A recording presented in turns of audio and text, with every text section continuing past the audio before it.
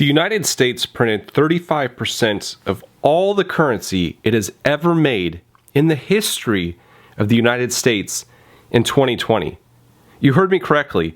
We managed to print 35% of all currency ever made in this country in just 1 year. We're going to look at the scale of all this money printing, the repercussions of it, and what asset you can use to protect yourself coming up.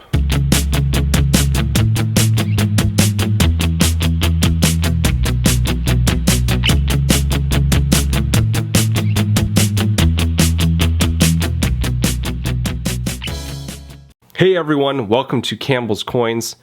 Here's a look at usdebtclock.org. It's real-time running total of the U.S. gross domestic product. Shows our national debt, our tax revenue, as well as many other interesting facets. As of the filming of this video, May 16, 2021, the U.S. national debt stands at $28 trillion and is rapidly increasing. And 35% of this debt was made in just 2020. Yeah, pretty difficult to believe. Here is an interesting infographic from Demonocracy.info visually explaining just how much money $10 trillion is in the scale of things. This video starts off showing currency scale to other objects, then dives into the amount of spending done in 2020 for each program in relation to these objects. $100 million fits on a standard pallet and is about the height of an average male. 20 of these pallets is $2 billion and fits in the trailer of a semi-truck. This is a $2 trillion stimulus package passed on March 26, 2020, and everything it went towards. $340 billion to supplemental spending, $221 billion for business tax benefits, $301 billion for direct household payments, $250 billion for unemployment insurance, $32 billion to the airlines. This $2.3 trillion bailout was passed on 4/9/2020 to bail out the U.S. economy for, quote, Main Street. As you can see, the number of pallets are no longer measured in terms of football fields, but New York City blocks. The $4 trillion Fed bailout is whatever the Federal Reserve pledged to provide whatever stimulus needed in 2020 because of the virus. If all the pallets for this bailout were lined up, there would be $100 million on each pallet, 50 pallets wide and 8 football fields deep. There was a $1.6 trillion bank bailout on January 1st, 2020. Finally, the $400 billion bank bailout on September 10th, 2019 to keep banks from collapsing through the new year 2020. This averages out to $27 billion spent every day of 2020. For all the spending in 2020, all $10 trillion, if you lined up all those pallets 50 wide, it would stretch for 3 kilometers. That is a lot of money. To give you another idea of scale, if you spent $1 million a day, every day, since 0 AD, you would still not reach $1 trillion today. 2021 years later, do you think the US economy crashed in 2020 just because of COVID? Why are we bailing out banks in September 2019 then? It's because we've been bailing out banks and corporations continuously since 2008. Almost every single year since 2008, we have given a stimulus to a bank, corporation, what have you. We've been giving cash injection after cash injection to keep the zombie economy going. Think about the $880 billion bank bailout in 2008 during the economic crisis. Huge uproar about that. Why are we bailing out these fat cats? And we were told it was necessary to keep the economy from collapsing. This is so small compared to what we have done in 2020. This should give you a pretty good idea of the state of our economy. What are the repercussions of all this currency printing? I believe it's inflation. This month, the Bureau of Labor and Statistics released the numbers showing our inflation rose 0.8% in April and 4.2% on an annual basis. This is the highest spike we have seen since 2008.